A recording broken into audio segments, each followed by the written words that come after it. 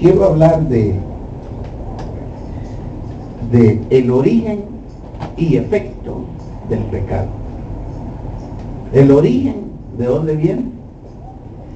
Y el efecto que tiene el pecado en nuestras vidas. Creo que es un tema muy conocido por todos. Creo que todos, sin temor a equivocarme, creo que hemos pecado. ¿Cuántos dicen amén? Amén. Todos hemos pecado, hermanos. ¿Cuántos dicen amén? Amén. La pregunta sería, ¿qué color ha pecado? ¿Negro? ¿Blanco? ¿O rojo? ¿Qué color ha pecado? De todo color, yo lo entiendo. De todo color. Así hemos pecado. Hemos pecado con el corazón, con la mente, con los ojos, con las manos, con todo hemos pecado. Por eso creo que es un tema que a todos nos corresponde, hablar del origen y el efecto del pecado.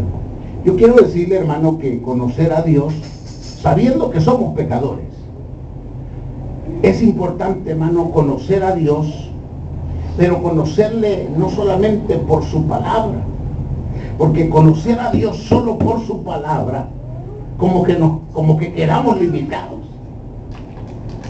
Dios es espíritu, ¿cuántos lo saben? Dice que Dios es espíritu y los que le han de adorar deben de adorarle en espíritu. Es que es importante conocer a Dios por su palabra, pero también es importante, y es mejor, puedo decirlo, conocerle en espíritu, ¿verdad? Es preciso también conocer, hermano, no solo conocer a Dios por medio de su palabra y por medio de su espíritu, sino también conocer las artimañas del enemigo.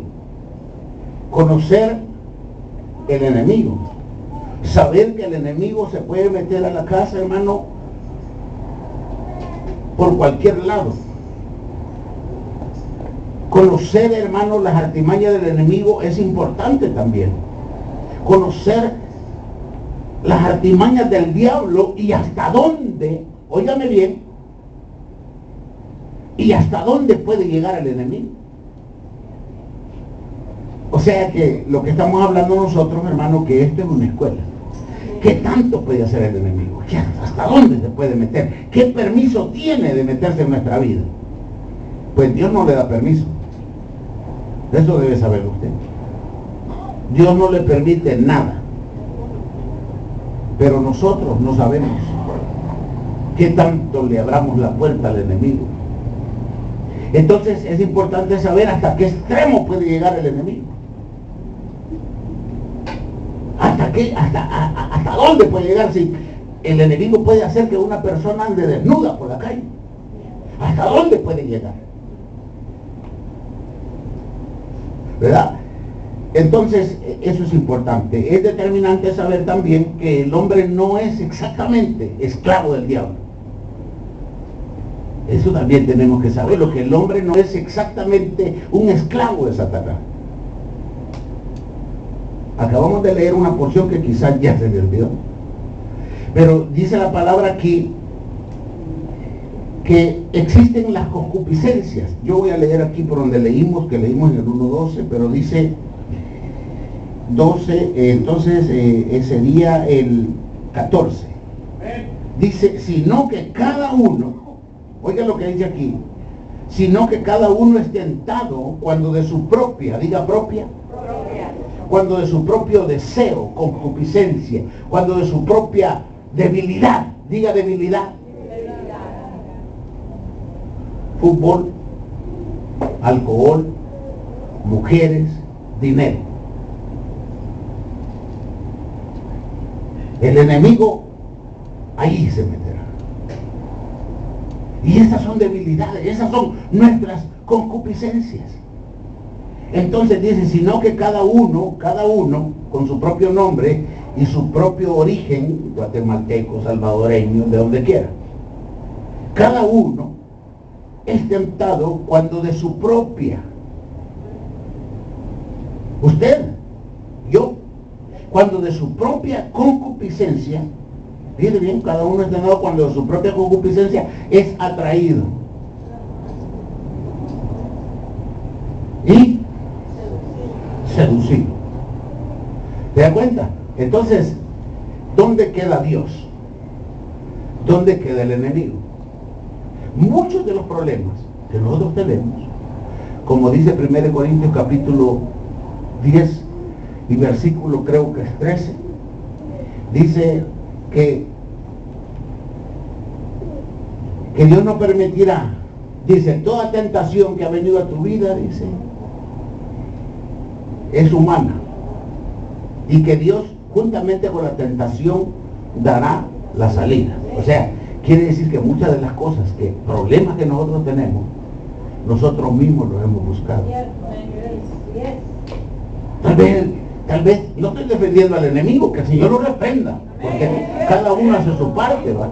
Pero quizás ni se metió el enemigo, quizás Dios no lo mandó tampoco a hacer eso, sino que de su propia concupiscencia, de su propio deseo, de su propio anhelo, de su propia fantasía, de su propio deseo, de su propio orgullo, de su propia naturaleza, se metió en ese problema. Si una persona te gusta por los ojos, no es amor. Si te gusta por su dinero, tampoco. Si te gusta por su cuerpo, tampoco. Cuando no sabes por qué te gusta, es cuando quizás ya estás enamorado. Las cosas no son lo que parecen. Entonces es importante, hermano, que nosotros sepamos que nuestras concupiscencias actúan en nosotros y nos obligan. La concupiscencia del corazón es capaz de obligar a una persona a hacer X cosa.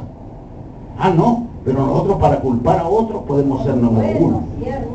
Entonces prácticamente el pecado, aquí llegamos a la conclusión que el pecado es personal. El pecado es suyo, es personal. Cada uno se hunde como quiere, o cada uno se libra de él como puede. Pero el pecado, hermano, ha llegado a ser personal. El pecado, hermano, el pecado en las personas, hermano, es una marca. El marcado, hermano, es una marca. Puede ser una gran cicatriz, así, una marca, pues. Tiene la marca de adúltero, de borracho, de ladrón, de mentiroso, pero es una marca. Viene marcado, y viene marcado, hermano, prácticamente viene marcado por su debilidad. Ustedes tienen un testimonio en esta iglesia, pero si ustedes cometen una falta, ustedes tendrán una marca, y será una marca de debilidad, porque fueron débiles, porque no fueron fuertes. Marca que ahora declaro, el hombre no debería de llevar. El hombre no debería de llevar esa marca, porque el hombre que Dios creó no fue creado para ir cargando pecado. El hombre no ha sido diseñado para cargar pecado. Imagínate, ¿qué tal, hermano? Aquí, hombre. ¿Y qué trae ahí? No sé, hombre, este bulto no sé dónde me lo pusieron. Dios no hizo para eso, ¿no? Entonces, esta porción que hemos leído es muy interesante. Sin embargo, me gustaría mostrarle Romanos capítulo 7. Porque nosotros, a través del conocimiento de Dios, como el apóstol Pablo, debemos de darnos cuenta, a través del estudio del conocimiento de Dios y el conocimiento de nuestras concupiscencias y el conocimiento de hasta dónde puede llegar el enemigo, debemos de reconocer que necesitamos a Dios en nuestra vida. Porque alguna persona pudiera decir, yo voy allá, entro y salgo a la iglesia, y qué bueno, usted es bienvenido. Pero el punto es que entremos en materia y que podamos nosotros actuar. Romanos capítulo 7, versículo 22 leo. Porque según el hombre interior, aquí está usted, pero en usted hay un interior. Pero dice, porque según el hombre interior, o sea, nuestra alma, ser, conciencia, conocimiento, Porque según el hombre interior me deleito en la ley de Dios. O sea, hay una parte de nosotros que está gozando aquí. Es nuestra necesidad espiritual. Pero veo otra ley. Cuidado con esa otra. Pero veo otra ley en mis miembros. Diga miembros. Y ese se revela contra la ley de mi mente. Mire que usted ya está dividido en dos cosas. Que se revela el cuerpo contra la mente. Y que me lleva ¿a qué? Cautivo a la ley de ¿qué? El pecado. Que está ¿dónde? ¿A dónde quedó el enemigo? Todavía no ha entrado a la fiesta. Hoy hasta adentro, no sabemos. Entonces, el punto, hermano, y lo reprendemos también. Entonces, hermano, dice el 24, y esta es la parte, hermano, donde nosotros no le pido que se desprecie ni que se maltrate, pero si no tuviéramos a Cristo, miserable de mí. ¿Me entiende lo que le digo? Hubo un tiempo la gente, hermano, que el enemigo la sofoca y la lleva al martirio. ¿Hasta dónde puede llegar el enemigo? Me dijo. No se sabe. Pero si el enemigo empieza a sofocar y a maltratar a una gente y a desesperarla, la puede llevar al suicidio. Entonces, ¿qué podemos decir? Como dijo aquí el apóstol Pablo, que ya estaba bien despierto, bien conocedor, porque ustedes, hermanos, no deben de ser niños todo el tiempo en la obra de Dios. Ustedes tienen que madurar, hermano. Tienen que trabajar para Dios. Dios los ha llamado para que les sirvan. ¿Quién puede creer, hermano, que Dios llamó una hueste de gente, hermano? Y la llamó al centro del desierto, hermano, donde no había casa que limpiar, donde no había nada que hacer, pero Él los llamó para que les sirvieran. Y es aquí, hermano, donde nuestra madurez debe de ser expresiva. Él dijo en el 24, miserable de mí. ¿Va? Pero ¿quién quiere decir eso? Nadie. Pero imagínese, dijo el miserable de mí, ¿quién me librará de este cuerpo de muerte? O sea que mientras estemos en este cuerpo, usted y yo vamos a estar en vergüenza.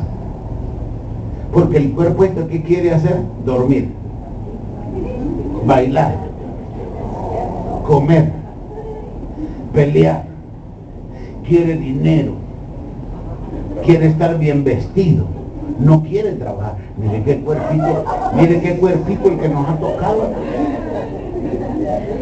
El cuerpo es la vergüenza del hombre. Por eso dice el apóstol Pablo aquí, miserable de mí. Dice, ¿quién me librará de esto? Gracias a Dios nosotros tenemos al Señor Jesús. Denle un aplauso al Señor.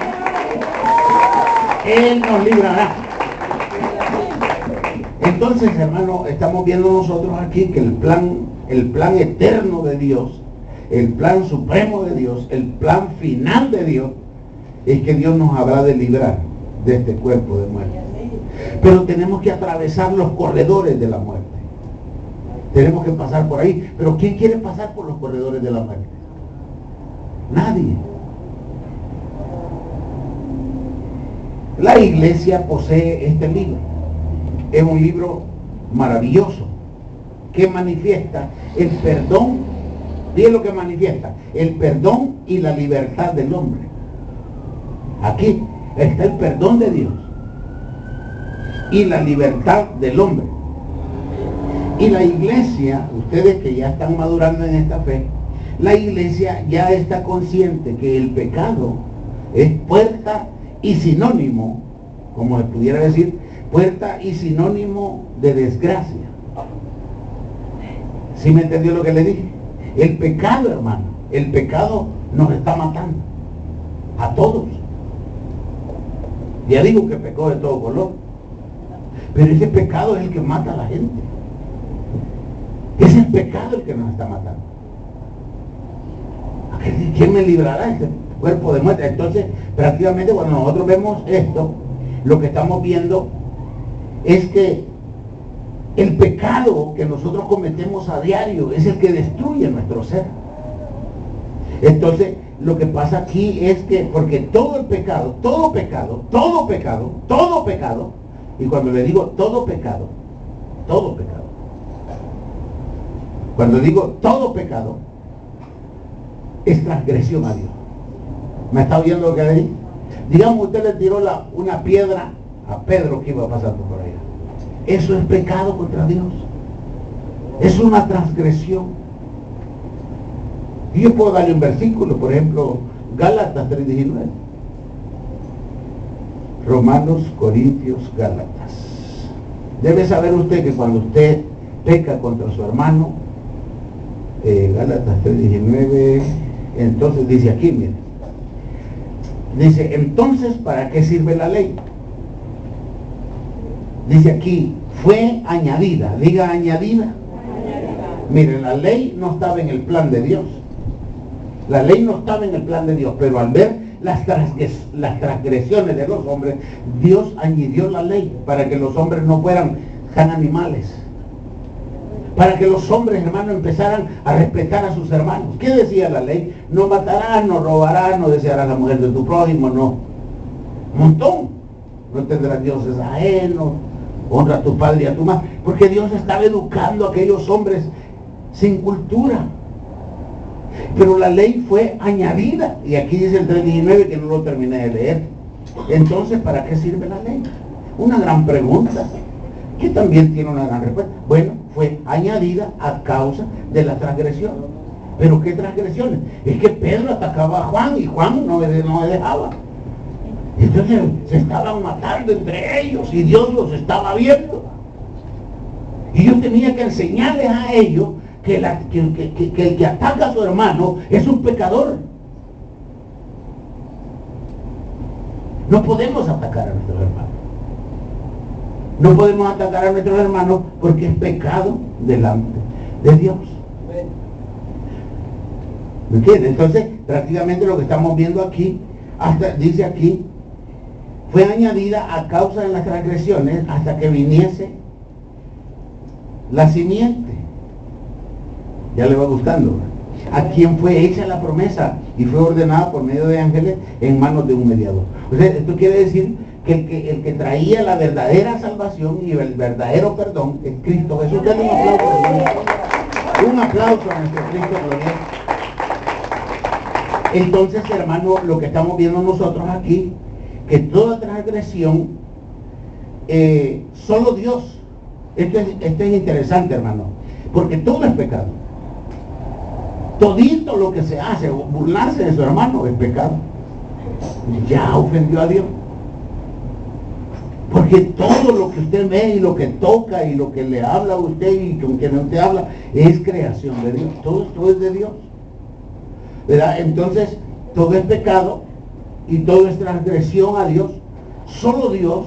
Nadie puede jugar con el pecado sin salir herido. Los seres humanos no podemos jugar con el pecado sin salir dañados. Solo el Señor, hermano, pudo hacerse cargo del pecado y escapar de la muerte. Mire qué lindo es el Señor. Solo Él, hermano, pudo hacerse cargo del pecado y escapar de la muerte. Esto es algo interesante, ¿no le parece? Pero fíjese que aunque Él se hizo cargo del pecado, yo le invito a Hebreos, aunque Él se hizo cargo de Hebreos capítulo 9, aunque Él se hizo cargo del pecado, de nuestro pecado, y Él murió y resucitó, Él pudo hacerse cargo y salir airoso. Solo Dios pudo y puede y podrá vencer el pecado. Entonces, nosotros hacemos bien o escuchándole a Él lo que Él dijo. Por ejemplo, Él dijo, aprended de mí que soy manso y humilde. Eso no conviene a nosotros. Nos conviene porque Él tiene razón. Entonces, aquí cuando nosotros leemos en el 9:14, dice, cuánto más, fíjense lo que dice, 9:14 de Hebreo, cuánto más la sangre de Cristo, dice, el cual mediante el Espíritu Eterno se ofreció a sí mismo el Señor sin mancha a Dios, limpiará vuestras conciencias de obras que muertas, para que sirváis al Dios vivo. Fíjense esto. Así que por eso es mediador de un nuevo pacto, por la sangre derramada, para que interviniendo muerte, porque hubo que pasar por la muerte, el pecado se pagó con muerte, porque dice interviniendo muerte para la remisión de las transgresiones que todos hemos cometido, que había bajo el primer pacto, llamados reciban la promesa de la herencia eterna. O sea, que el Señor llegara y derramara su sangre y muriera en la cruz no fue cosa fácil. Tuvo que haber muerte, porque el pecado eso hace, mata a la gente. El pecado destruye a la gente. Entonces, pero nosotros no podemos irnos para la luna, y quizás si nos fuéramos todos nosotros para la luna, quizás allá también seguiríamos pecando, ¿verdad? Entonces el punto es aquí darle la gloria a Dios por lo que Él ha hecho y apegarnos más al Señor, porque cuando yo leo aquí, hermano, en el 14, y aquí es donde nosotros debemos de entender lo que Dios hizo, porque si no, el pecado está en nuestra conciencia. ¿Sí sabe lo que le estoy hablando? Por ejemplo, usted hace 20 años le pegó a su vecina y con una tijera le cortó un dedo. Hermano, eso, hermano, eso ahí está. Usted puede decir, hoy que soy ancianita ya nadie se acuerda. No, eso ahí está. Eso ahí está en la conciencia. Va, lo voy a leer otra vez. Hoy sí se va a dar cuenta que eso ahí está. Por eso vino el sacrificio de Cristo. Dice el 9, que era el 9:14. Cuanto más la sangre de Cristo, el cual mediante el Espíritu Eterno se ofreció a sí mismo, sin mancha a Dios. ¿Qué quiere decir esto? Que Jesucristo, con el poder del Espíritu Santo, se entregó a sí mismo para ser sacrificado. Eso quiere decir eso hasta ahí. Y después dice así, miren, así mismo, sin mancha a Dios. Limpiará, diga limpiará. Y ese es el punto. Limpiará vuestra conciencia. ¿Se da cuenta? ¿Qué es lo que hizo el sacrificio de Jesús? Limpiar nuestra conciencia. Ahí está la bendición, ¿se da cuenta? Limpiará vuestras conciencias de obras muertas. Es por eso, hermano, que es importante ver a un servidor de Dios. Porque debe de haber ocurrido eso. Que Dios haya limpiado su conciencia de obras muertas y que usted verdaderamente sea libre. Porque a Dios no se le puede servir cargando pecado. Pero Dios ha hecho la obra. Dios ha hecho la obra para que podamos servir, dice el 14. Para poder servir, dice, Dios limpiará vuestras conciencias de obras muertas, porque todo lo que hicimos era muerto, de obras muertas, para que sirváis al Dios vivo. Esta es una operación directamente, usted no tiene nada que ver, las hermanas, ni nada, sino que debemos de entender lo que Dios ha hecho en nuestra vida, para que podamos servirle al Dios vivo. Así que por eso es mediador de un nuevo pacto, es este pacto donde estamos, para que interviniendo muerte, o sea, Él tuvo que morir. Él tuvo que morir para que usted esté tranquilo. ¿Lo cree? Cuando usted lo cree, usted es libre. Dice el pacto para que interviniendo muerte para la remisión de las transgresiones. Todos nosotros hemos hecho transgresiones. Para remisión de transgresiones que había bajo el primer pacto. Porque bajo el primer pacto usted había cometido transgresiones y yo también. Entonces éramos como dijeran, leña para el infierno, carbones del infierno. Entonces dice aquí que había bajo el primer pacto, los llamados reciban la promesa de la herencia eterna. O sea que llegar nosotros a Cristo debemos de entender que ha sido esta llegada ahí. Ahora bien, Jesús dijo: aprended de mí.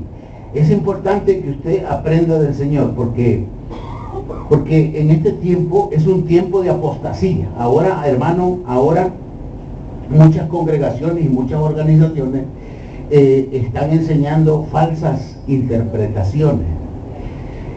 Y a la gente le enseñan, hermano, que se puede pecar. Fíjense lo que le enseñan a la gente en esta congregación. Usted puede bailar, usted puede tener una novia, escoja allí hasta que se case, puede bailar, puede beber. Eso le están enseñando a la gente. Y que pueden escapar del pecado. Yo no digo que no se puede escapar, pero el pecado tendrá un efecto sobre nosotros. Estamos hablando del origen, de dónde viene el pecado, que viene de nuestra concupiscencia, pero también estamos hablando del efecto. Usted no puede escapar. Si usted peca deliberadamente con alevosía, ventaja y premeditación, usted no va a poder escapar. No va a poder escapar porque nadie le va a ayudar a escapar. Una doctrina falsa es esa. Una doctrina engañosa, llena de apostasía y de falsedad es esa, que usted puede ir por allá a hacer alguna cosa inadecuada y viene y se reconcilia con el Señor y ya sigue tan linda como antes. Y los hermanos también. ¿Sí? No. ¿Podemos? No. Eso es una falsa enseñanza de que los hombres pueden pecar y escapar. Y por eso mucha gente están perdiendo sus hogares y están jugando con lo de Dios. Pero mire lo que dice San Juan, para que vea usted, porque a mí me gusta que la palabra me... San Juan capítulo 3. San Juan capítulo 3. Nadie puede escapar. Y esto es importante que nosotros lo sepamos. Dios sabe cuando es un error y Dios sabe cuando usted lo hizo premeditadamente. Dios sabe cuando es debilidad, Dios sabe cuando es el diablo. Dios sabe. Dice el 3:18 de San Juan: el que en él cree, vamos pues, dicen amén. El que en él cree no es condenado, pero el que no cree ya ha sido condenado, porque no ha creído en el nombre del único Hijo de Dios, que es Jesús. ¿Verdad? Y esta es la condenación. ¿Cuál es la condenación, hermanos? Que la luz vino al mundo y los hombres amaron más que las tinieblas que la luz, porque sus obras eran malas. Fíjense bien, entonces prácticamente porque todo aquel que hace lo malo aborrece la luz y no viene a la luz para que sus obras no sean reprendidas. Vaya, entonces aquí estamos viendo nosotros que hay condenación. Cuando uno cree en Dios, hermano, no solamente es un acto de levantar manos, doblar rodillas. No, hermano. Cuando uno cree en Dios también tiene temor, hermano. Hay un temor, hermano. Dale un aplauso al Señor, hermano. No limite su gozo. Hermano, el creer en Dios, hermano, no nos permite a nosotros, nuestro corazón, nuestro ser, no nos permite cometer errores. Cuando vemos a un siervo, una sierva o algo, nosotros sabemos que si yo ofendo a un hermano, es pecado contra Dios y Dios me lo va a demandar a mí. ¿Verdad? Entonces prácticamente cuando las organizaciones estas están adulterando el mensaje de la palabra de Dios, ellos no lo hacen como un error. O sea, oh Dios mío, nos equivocamos, no era así. No, ellos no lo hacen así. Ellos, hermanos, lo hacen como yo decía, con alevosía, ventaja y premeditación. ¿Qué es la alevosía? La alevosía es aquel criminal que lleva testigos ya de que él es inocente. La alevosía es aquello que se prepara.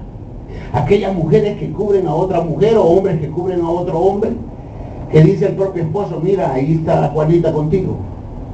Yo no sé por qué digo nombres, a miedo me da pegarle a la lotería y que alguien me... Pero esas mujeres que cubren a otras mujeres, ¿verdad? Como entre hombres no mueren hombres, dicen por ellos. Pero le dice, mira, esto es alevosía, es preparar un acto, preparar una coartada, eso es alevosía. Entonces viene y dice, ok, dice, aquí voy a llevar estos 3 testigos, que va a haber un juicio contra mí, y estos 3 testigos van a decir que yo estuve con ellas el día del accidente o el día del mal. Entonces cuando pasan delante del juez, dice él: aquí traigo mis testigos, estuve con ellos, hablen. Y ellos dicen: sí, estuvo con nosotros. Esa es alevosía. En el caso bíblico, ventaja. ¿Qué es ventaja? Bueno, no le expliqué de la señora, que le dice el esposo: ahí está contigo Juanita. Sí, aquí ha estado todo el día conmigo. O a ti te creo porque eres una buena mujer. Ok, pum. Pero ella no ha estado ahí. Ella ha andado, ¿me entiendes? Entonces, prácticamente, eso es alevosía. Y eso es pecado. Alevosía. La ventaja, ¿cuál es? De estos hombres que están entregando falsas profecías, adulterando el mensaje de Dios. La ventaja, ¿cuál es? Es el conocimiento de la palabra. Porque nosotros, hermanos, nos congregamos aquí, pero a veces no todos conocemos la palabra, no conocemos la profundidad. Este mensaje por lo menos le está enseñando algo, ¿verdad? De profundidad de la palabra. Ahora bien, por ejemplo, ellos agarran la ventaja por el conocimiento que tienen de la palabra. Y premeditación es que ya lo pensaron. Premeditado. O sea, ellos ya lo pensaron día y noche cómo van a engañar a la gente. ¿Verdad? Entonces vienen a la gente y le dicen, no es pecado bailar. A ver, busquen la Biblia ahí donde dice que es pecado bailar. No aparece. ¿Es pecado fumar? Dice ahí no fumes. No, no dice. Dice ahí no uses pantalón. No, no dice. Es que hay cosas que no dice. No dice, pero Dios que quiere santos, hermano. Imagínense. Entonces, prácticamente eso es la premeditación. Ellos tienen calculado que nada se les escape. Entonces, prácticamente la premeditación, hermano, la premeditación, cuando ellos arreglan esto, ellos promueven el pecado dentro de la congregación. Y entonces, hermano, más fácil se mueve el enemigo en ese lugar. El pecado, hermano, yo he predicado en Job acerca del pecado. Pero el pecado, hermano, es una llaga aquí adentro. Diga llaga. Pero el problema, hermano, que el pecado es una llaga y que está en el alma. Porque es una llaga, hermano, que aunque usted esté dormido, ahí está pensando en aquello, hermano. Le está torturando la mente, hermano. Es como una llaga, hermano, y esta llaga es una llaga que supura. Es una llaga que segrega prácticamente, segrega como odio, como envidia, hermano. Y segrega bilis. ¿Sabes lo que es bilis? Bilis es un líquido que sale del hígado. Y cuando esto segrega, hermano, se llama como gangrena, lo describe la Biblia. Gangrena o cangrina, como nosotros le decimos. Esto, hermano, esta gangrina carcome los huesos. Ese odio desmedido, hermano, se va a los huesos. Y puede terminar una persona, hermano, por su pecado, puede terminar toda artrítica, postrada en una cama, en sillas de ruedas. Porque, hermano, porque el organismo, hermano, el organismo mismo se está autodestruyendo. Porque el pecado, hermano, el pecado llegó para destruir. El pecado no llegó, hermano, para que el hombre sea más feliz, sino que el pecado está acusando, hermano, a la persona, la está acusando por medio de la conciencia. Que dijimos que la conciencia, en la conciencia está el recuerdo del pecado. Es por eso que nosotros, cuando venimos aquí delante de Dios, hay que entregarle todo a Él. Mire, si yo le invito ahí, en Romanos capítulo 2, aquí estamos cerquita, 2 libros atrás. Romanos, ¿un libro qué? Romanos capítulo 2. Está después de Hechos del Apóstol. Romanos capítulo 2, no sé si ya lo encontraron. Yo también. En Romanos capítulo 2, a veces se complica porque estos parecen más clases que otra cosa. Pero Romanos capítulo 2 y versículo 15, mire lo que dice. Mostrando la obra de la ley escrita en sus corazones. ¿De dónde está escrita? Escritas en sus corazones, dando testimonio, ¿qué? Su conciencia. ¿Y qué hace la conciencia? Les está acusándoles o defendiéndoles su razonamiento. O sea, si hay pecado, hermano, la conciencia está haciendo. Yo le voy a decir qué es la conciencia. Mejor se lo digo de una vez. La conciencia es el micrófono de Dios. La conciencia es como un semáforo. La conciencia, hermano, si usted hizo bien, usted se siente campeón, con una cara sonriente. Pero si viene de pecar, tiene una cara de enfermo, cara de avergonzado, cara de miedoso. Es que la conciencia, hermano, es algo que está dentro de nosotros, hermano, y está allí, hermano, para hacernos Entonces prácticamente lo que estamos viendo nosotros, que el pecado es una puerta abierta a entidades, hermano, entidades diabólicas. O sea, cuando se vive en pecado, hay puertas abiertas que alteran la personalidad de las personas. El pecado altera a las personas en pecado no es lo mismo. Una persona en pecado, hermano, puede ser agresiva, puede ser criminal, hermano, puede hacer una locura, hermano, porque el mismo pecado lo está torturando, hermano. ¿Me entienden? Entonces prácticamente lo que nosotros miramos, por ejemplo, ustedes han oído hablar de este problema que se llama bipolar, doble personalidad.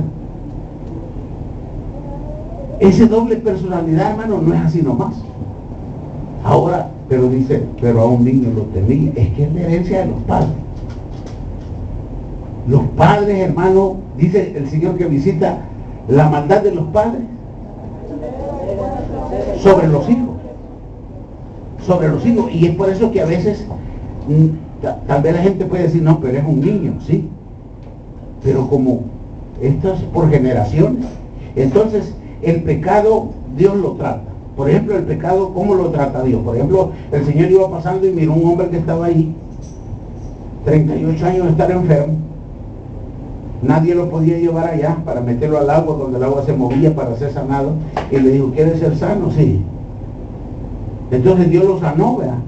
Pero dice que él no se dio cuenta dónde estaba el Señor ni nada, entonces. Pero de ahí lo vuelve a encontrar el Señor, ya en el Evangelio de San Juan capítulo 5, dice que lo vuelve a encontrar y le dice el Señor, mira, ha sido sanado. ¿Cómo dijo el hombre? Amén dijo, ¿o cómo dijo? Sí, posiblemente, si no era cristiano de aquí en nuestra era, no dijo amén. Sí, hombre, le dijo. ¿O cómo dijo? Bueno, no lo sabemos. Pero dice allí, hermano, que le dijo, ha sido sanado. 5.14, Juan 5.14. Ha sido sanado. Sí, dijo, miren, vete y no peques más. No sea que cosa peor te venga. Así le dijo el Señor. Le dijo, cosa peor te venga. ¿Por qué le dijo cosa peor? Pues imagínense, tenía 38 años de estar ahí. ¿Y qué era peor que 38 años de estar ahí? No, vete, no peques más. Ha sido sanado, vete, no peques más. No sea que cosa peor te venga. ¿Qué hizo el hombre? Salió corriendo con los judíos. Ahí está el que me sanó. ¿Qué había hecho el hombre? ¿Qué hizo? No hizo una transgresión ya. Estando acusando al que lo había sanado. No digo así. Imagina usted. Vete, no peques más. No sea que cosa peor te venga. Ah, tú me sanaste, sí. Llegó de los judíos, allá está el que me sanó. ¿Qué le dijo al Señor? No peques más. ¿Y qué hizo? Allá está el que me sanó. ¿Para qué? Para que fueran a agarrar al Señor. ¿Cuánto le duró? ¿Cuánto le duró la sanidad? ¿Cuánto le duró libre de pecado? ¿Cuánto le duró la orden de Dios? No peques más. No le duró nada. Entonces, prácticamente nosotros lo que estamos viendo es que también puede haber de parte de Dios con el pecado, porque estamos hablando del pecado, y yo sé que cada uno de nosotros ha pecado y es consciente de esto. Pero, por ejemplo, si nosotros miramos en 2 de Corintios capítulo 12, pensando en otra lectura, también Dios tiene sanidades a largo plazo. 2 de Corintios capítulo 12.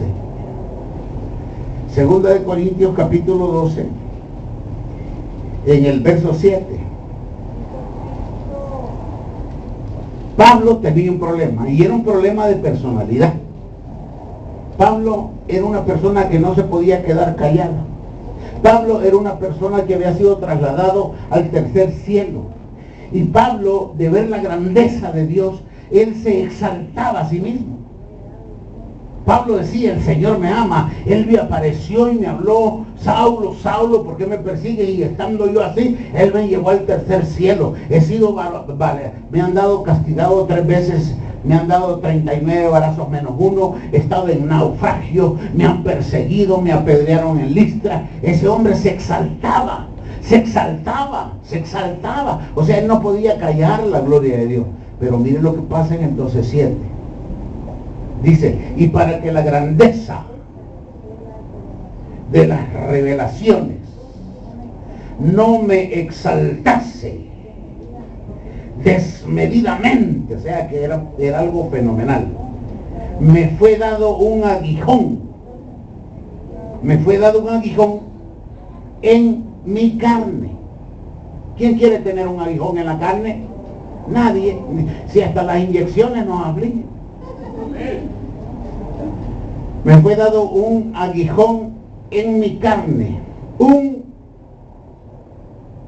mensajero de quién? Era una entidad. Le estoy hablando de una entidad. Que el pecado es puerta abierta para entidades del diablo. Para que venga un demonio del inframundo y nos atormente la vida. Que se mete en la casa y esté destruyendo todo el tiempo ahí. ¿Por qué? Solo porque nos exaltamos a sí mismos. Solamente porque somos pecadores, solamente porque no honramos a Dios, solamente porque no hemos entendido que no debemos de vivir en pecado, solamente porque no debemos de darle rienda suelta a nuestra concupiscencia, solamente porque criticamos a nuestros hermanos. Hay gente enferma, hay gente que está sufriendo porque atacaron la iglesia, porque atacaron a los hermanos, porque atacaron a su propia familia, porque robaron, porque mataron, porque mintieron, porque hicieron, hermanos. El pecado los está destruyendo. Y nosotros, hermanos, debemos de tratar de vivir lejos del pecado. Mire lo que dice después. Dice el mismo 7. Un mensajero de Satanás. Era un demonio. ¿Y qué hace ese demonio de cada vez? Cada vez que él se quería exaltar, ¿qué hacía el demonio? Le daba en la cara. Lo abofeteaba. ¿O no quiere decir eso la palabra? ¿Qué hacía el demonio? Lo abofeteaba. Cada vez que él quería enaltecerse, el demonio lo abofeteaba. Y se quería enaltecer, ¿verdad? Otra vez. Y le daba 10 veces al día, ¿verdad? Lo abofeteaba. ¿A cuántos de nosotros nos gusta enaltecer?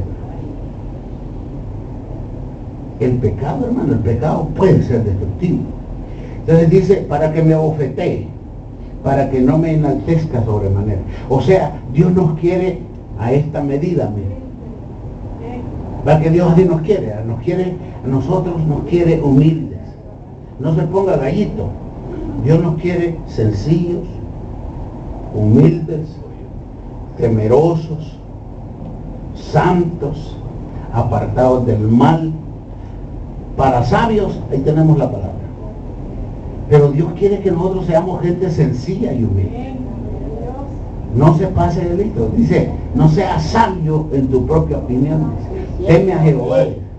Es que no debemos nosotros, hermanos, hacer esas transgresiones que Dios dice. Así es que prácticamente viene el 8, respecto a lo cual 3 veces le he rogado al Señor que lo quite de mí. ¿Cuántas veces le había pedido a Dios?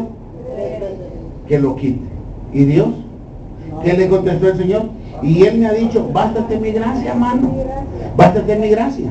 Porque mi poder se perfecciona en tu debilidad. Por tanto, dice Él, de buena gana me gloriaré, más bien en mis debilidades, para que repose sobre mí el poder de Cristo. Denle un aplauso al Señor. Entonces, hay personas que el pecado no lo pueden enfrentar. ¿Verdad? Si digamos una persona está en pecado y en problema, no le hagamos más problema, hermano.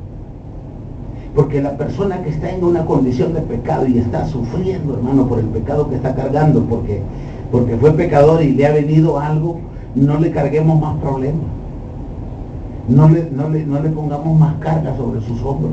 No ataquemos, hermano, como dicen por ahí, un dicho que vi en mi tierra, no sé si también lo dicen en otros países, ¿verdad? Pero dice que del árbol caído no hagamos leña, hermano. No hagamos leña, porque las personas, hermano, no todos tienen la capacidad de resistir. Si alguien está sufriendo y está ahí, no, hermano, no le hagamos problemas. Tratemos de orar por ellos, tratemos de ayudarles, de llevarles un pedazo de pan. Porque si le hacemos más carga, ¿sabes por qué esos artistas se ahorcan? Porque esa gente se quita la vida, hermano. Porque tienen una serie de problemas, hermano. Y a eso se les aunan otros, y otros, y otros, y otros. Total de que ellos la única opción que ven es quitarse la vida. Es por eso que uno, hermano, Dios lo ha llamado a ayudar, no a destruir. Ahora bien, si empezamos a amontonar a una persona que esté en problemas, lo que puede hacer es colapsar. Colapsar es como tener un derrame cerebral y cosas así. Sino que nosotros estamos, usted debe evitar cualquier acumulación de pecado, como dice Romanos capítulo 2, verso 5. Pero por la dureza de tu corazón, por tu corazón no arrepentido, atesoras ira para el día de la ira. ¿Esto qué quiere decir? Que dólares no tiene, pero sí ha acumulado un puño de pecado. Ha atesorado pecado. Y ese es un peligro que tenemos nosotros, hermano. Que nosotros no solamente somos como que en este techo cae una tormenta y pasó el agua y se secó. No, hombre, nosotros tenemos un problema, hombre, y es el problema de la acumulación. La acumulación, hermano, se va haciendo carga. Entonces, hermano, eso va agobiando nuestra vida. Cuando usted llega aquí a la iglesia, hermano, usted llega a dejar todo eso. Mala la comparación, pero pareciera que es un basurero. Pero así es. Usted tiene que venir y dejar sus pecados aquí. ¿Qué le parece? Para que hoy para su casita usted se vaya libre. Y lleve la conciencia limpia. Y usted puede llegar a su casa feliz, contenta, llena de la paz que Cristo le dio. Y la gente diga a sus parientes, ¿y por qué iba llorando y hoy viene tan contenta y feliz? Dios me ha hecho libre. Él me libró. Él me limpió y hoy soy feliz. Entonces prácticamente debe de evitar cualquier acumulación de pecado y de basura. En España dicen que hubo yo les he contado esto la vez pasada, porque yo leí un artículo también, de que en España hubo una huelga, la peor huelga, y era de que los trenes de aseo no estaban recogiendo la basura de la ciudad, porque ellos estaban exigiendo mejores salarios, mejores vehículos, mejores aquí, mejores allá, y la ciudad no quería escucharle. Otra vez conté de unos trenes también, pero esta vez fue de los trenes de aseo, de lo que limpiaban la ciudad. Entonces la gente tomó a broma la huelga que había, ¿verdad? Que recoger la basura, no querían pagarles más, ni darle vehículos, ni nada, y ellos hicieron un paro, hermano, y la gente en esas ciudades como sacan la basura a diario, todas las mañanas, para que no haya mucha acumulación de basura, y empezaron ellos a sacar los primeros días, el día 1, 2 y 3, la gente chistando y todo, parecía chistoso.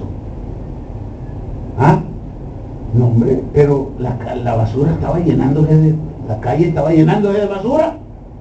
Y los días 4, 5 y 6 ya se pusieron serios, porque ya había muchos sopilotes y había mucha mosca en la calle. Ya la calle parecía basurero, pero en los días siguientes, 7, 8, 9 y 10, hermano, empezó a sentirse aquel mal olor, hermano, y aquello ya antihigiénico, hermano, ya era un problema, hermano. Entonces tuvieron que acceder a las peticiones, porque no era cualquier huelga, es que cualquier huelga se puede pasar, pero menos de basura en la calle, mucho menos tener basura nosotros como cristianos en nuestro corazón. Entonces eso lo que podría traer es muerte para las personas. Entonces prácticamente enfermedad, contaminación y muerte, todo eso era una alteración. Entonces prácticamente uno no debe estar acumulando cosas en su corazón. Debemos de ser libres. El fruto de la acumulación, hermano, de pecado es muerte. Podemos morir nosotros, pero Dios lo declara de esta manera, que es muerte. Porque en la porción que hemos leído para terminar el estudio, aquí en Santiago, ¿qué leímos, hermano? Capítulo 1, y este es el consejo de este día, que está después de Hebreo, Santiago capítulo 1. Aquí fue donde leímos y aquí vamos a salir. Y dice el 1:12: Bienaventurado, si así dice en la suya o cómo dice. Bienaventurado el varón que soporta la tentación. La prueba, hermano, siempre es la misma. Dice, bienaventurado el varón que soporta la tentación. Es la tentación de nuestra concupiscencia a hacer aquellas cosas que son malas de nuestro interior. La tentación viene de adentro. Porque cuando haya resistido la prueba, recibirá la corona de vida que Dios ha prometido a los que le aman.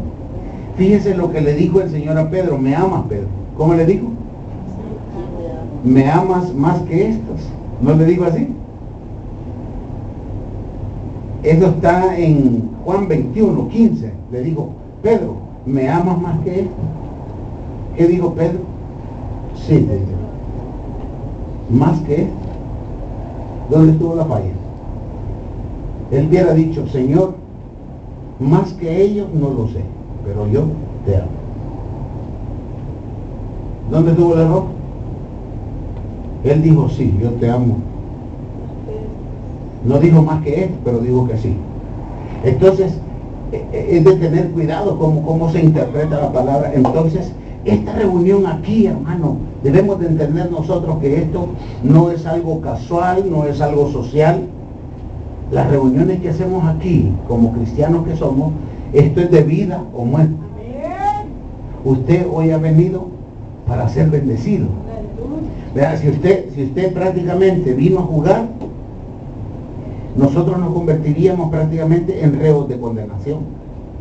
Vea, porque ¿qué tal si nos sorprende la muerte? Me contó, yo tenía un hermano en El Salvador, esto fue hace años, mis días de líder allá, cuando yo era un líder novato trabajando en esta cosa. El hermano tenía una reunión en la colonia La Matepec, y él hizo una reunión ahí, y entonces cuando él termina su estudio, fíjense bien lo que le estoy diciendo, cuando termina su estudio, y yo le decía, hermano, cuando su nombre está escrito en el libro de la vida, le decía yo, ¿por qué? Me decía él, pues claro que tiene que estar escrito en el libro de la vida. Le decía, porque su nombre es algo extraño, se llama Liborio Adiel. Ese nombre no lo van a querer poner ahí, yo le bromeaba, ¿verdad? ¿Cómo no van a poner Liborio? No, es que el Liborio, no sé cómo, yo lo molestaba, entonces el Liborio Adiel. Entonces, pero dice que él predicó en su reunión familiar, y dice que cuando ya él le dijo a la gente, vaya, dijo, he predicado y he dado este estudio, levántese los que van a aceptar a Cristo, los que van a hacer su decisión por Jesucristo. Entonces había un matrimonio que habían invitado a la reunión. Cuando la señora, aquí estaba el matrimonio, cuando la señora se quiso parar, el esposo le partió el pie y le puso la mano así. Todo el mundo miró eso, que ella se quiso parar y entonces lo extraño no es eso, pues está bien que los esposos maten. Lo extraño es que un autobús la mató al siguiente día. Yo le haría una pregunta a usted: ¿qué le detiene a usted para dar pasos de fe? Mira el que está a la par, dígale, tú no me vas a detener. Dígale, tú no me vas a detener. Tú no me vas a detener, dígale, porque esto es personal. Esto es personal, hermano. Esto no es de su esposa, no es. Hay quien dice, no, dice, yo le voy a decir a mi esposo si acepto a Cristo. ¿Qué es eso?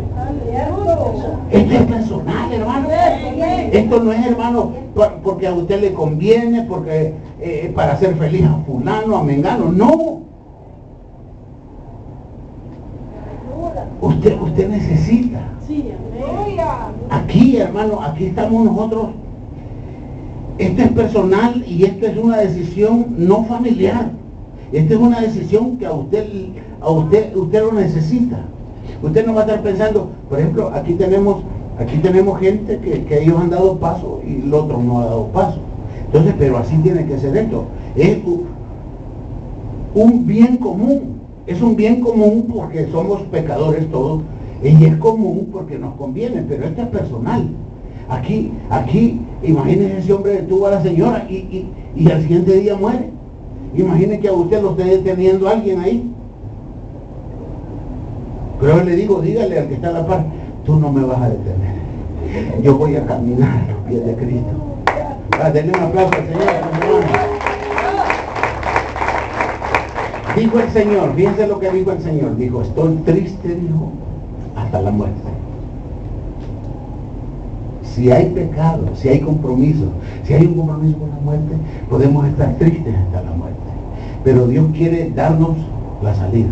No dejemos que nuestros huesos se envenenen con el pecado que a veces cometemos, ¿verdad? Así es que cierre sus ojitos, porque Dios quiere limpiar su conciencia. Cierre sus ojitos, incline su rostro.